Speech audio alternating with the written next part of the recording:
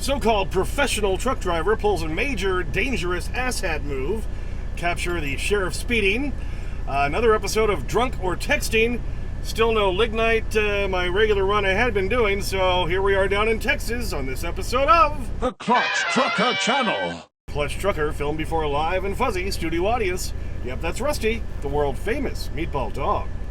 Hey YouTube, Clutch Trucker here. Thanks for tuning in to another edition of the Clutch Trucker Channel. Sorry, it's been, I know, like 5 days or more since I've done my last video, but I've been running my butt off. Yeah, literally. Well, here's some proof right here. Let me show you this. Look at this bottom right circle. That's 19 minutes left on the week. That's all I have left on the whole week.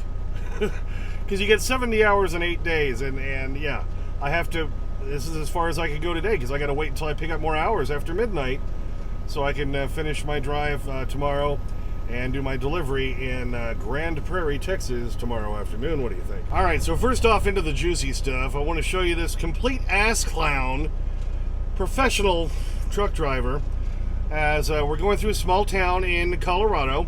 The speed limit goes down to 30, I think it's 30 miles an hour. And there's a lot of crossing lanes where they have left turn going this way, left turn going that way. And then when it's not, there's double yellows on each side. As we get towards the end of that, at the end of that town, a truck driver is trying to pass another truck driver, too impatient, and goes right in the middle of the, double yellows. Stupid, major, dangerous, asshat move.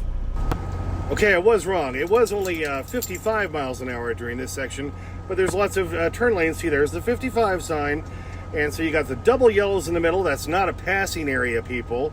And then as we go, look, you got a left turn there, you got left turns up here, and of course, then that continues on for a little while, and that's why they don't want you doing that. All right, so see, clearly, no passing areas, and look at this guy. Here he comes. What a jerk.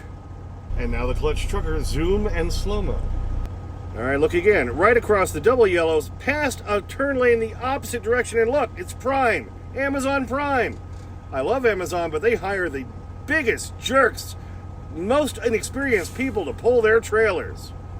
And then right after that, I have this car following me for quite a while, and we come into another small town. Speed limit goes down to 35. I can show you. All right, coming into the town. About to go to a double lane, and what does that sign say? Oh yeah, speed limit 35. And then right as I move over to the right lane, the car passes me on the left, and look what it says on the back.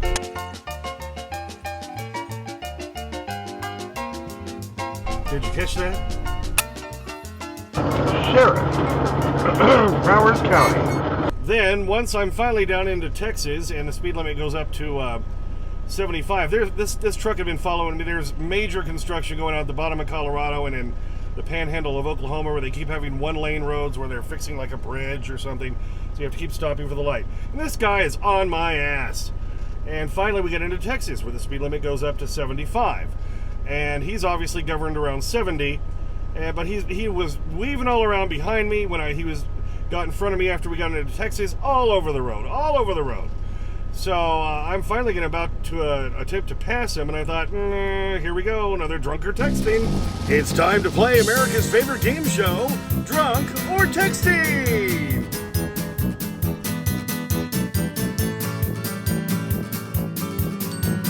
It's another edition of Drunk or Texting. I've been behind this truck for a long time on 287. He cannot keep it in the lane. I certainly hope he's not drunk.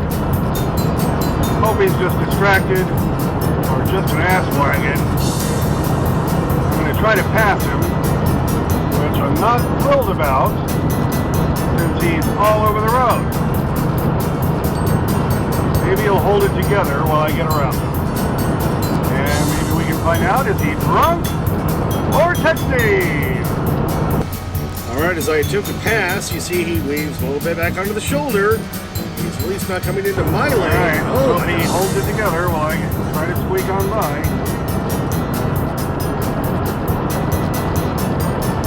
Yeah, so I don't know whether he was drunk, tired, or texting, or distracted, or just an ass wagon. What do you think?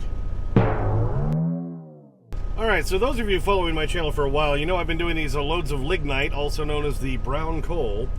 out of Glen Rock, Wyoming, going to Rothschild, Wisconsin. And then to come back, I've been running cereal from Post out of Northfield, Minnesota, to the Walmart distribution center in Cheyenne. It's been a great little loop going around. The cereal load pays the better out of the two, but without the at least still decent paying load coming out of Wyoming, well, then I can't take the cereal coming back. Because loads out of Cheyenne, Denver, the whole Front Range are paying 80, 90 cents a mile, and they're always super heavy. So it doesn't even pay to run the truck. So, it doesn't make any sense to come back to Cheyenne. Yes, that's the better paying of the two loads, but it would have to pay $4 to $5 a mile for me to take that, because if I go back to Cheyenne and I'm coming out at 80 cents a mile, I'm losing money. So I had to kind of alter my plan. I mean, the lignite's on hold, at least temporarily for right now. That's the rumor we're hearing. They might be going with a new supplier, but we haven't heard anything. So I had to just kind of shift gears, and that's why I took the load going to Salt Lake City area. We went to Tremonton, Utah, which is north of Salt Lake City, that I delivered. I think I talked about that in the last video. And then I picked up another load in Ogden, Utah, going down to Grand Prairie, Texas, where I deliver tomorrow. We'll look at that route. Okay, so after I delivered up there, that's the green flag. That's Tremonton, Utah. Went down to Ogden to pick up my load, back over 84, back across Wyoming. And I only made it to Rollins, Wyoming last night, because I'm running so short on hours. I showed you at the beginning of the video, that's as far as I can make it. I had to wait until after midnight to pick up more hours so I could drive today. Picked up a little over 10 today, so I was able to go from Rollins all the way down over here, down I-25, through the Denver area. And then I fueled up there in Lamar, Colorado, and then here we are now in Armadillo, Amarillo, Texas. And then, of course, we deliver tomorrow afternoon right down there in Grand Prairie, which is kind of in the middle of the whole Dallas-Fort Worth area. Now, don't have any other loads booked yet. Now, I only pick up like 7 hours tonight, so I have enough to get to Grand Prairie, and then I got to go get parked. So I went ahead and reserved a spot at the TA in South Dallas for tomorrow night, and I'm looking for loads for Thursday, and I'm hoping maybe tomorrow we'll hear something. So maybe if I need to head to possibly New Mexico or back up to Wyoming, well, I can book loads for that. If that's not going to come up, well, then I don't know.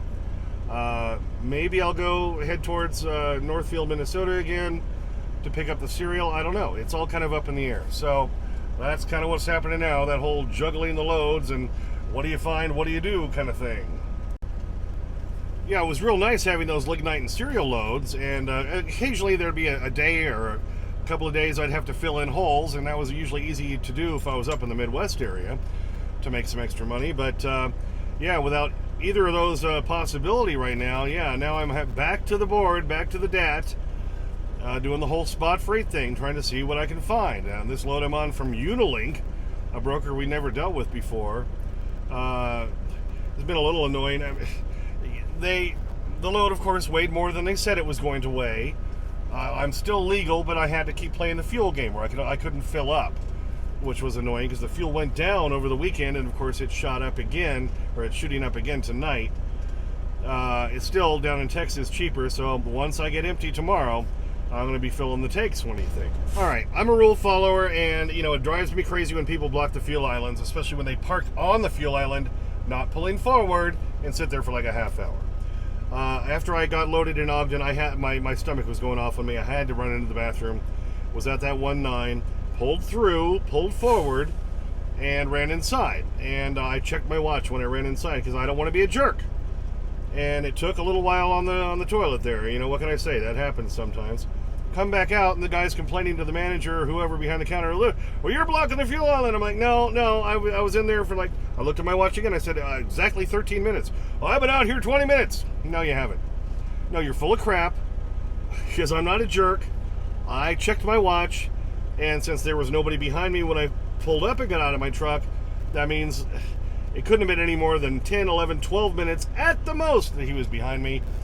And, okay, maybe you haven't been driving all that long, I don't know, but in general, at least I give everybody a cursory 15 minutes if you've pulled up after fueling or what have you. Now, after that, you're being a jerk, okay? But I went and immediately moved my truck. So, I mean, your stomach will go off on you. That happens to all of us. But he kept saying, "Oh, it's been at least 20 minutes. No, it hasn't.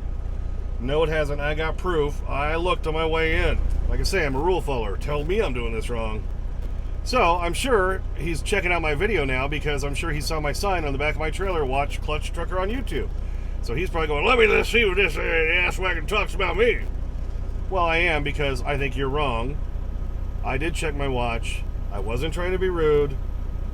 And because I hate it when people do that. But like I say, pretty much in my mind and everybody I've dealt with in trucking, you get a cursory 15 minutes at most after you've fueled and pulled forward.